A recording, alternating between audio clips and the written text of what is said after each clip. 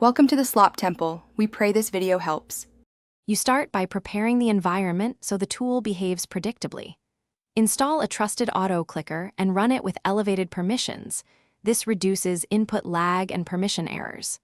Once done, close Minecraft before configuring the clicker so settings apply cleanly. Set a realistic click interval in milliseconds, choose left or right click, and pick a click mode that matches your action. This prevents unintended bursts and keeps control precise while you move to binding. Next, you configure how the clicker activates and behaves. Pick a bind key that does not conflict with Minecraft controls. A dedicated mouse button or unused key works best. Then tune repeat count, tiny jitter, and start delay to mimic human input.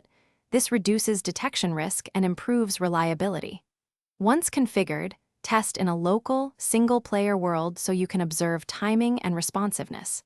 Make incremental adjustments and retest until clicks feel natural and stable. To finish, begin using the clicker with short bursts and watch how Minecraft responds. This protects your build and avoids runaway actions. Make sure to pause between sessions and confirm no input lag appears.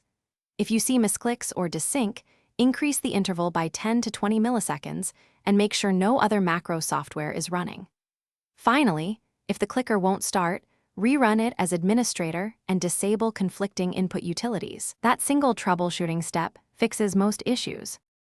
Thanks for watching. Consider subscribing if we helped you.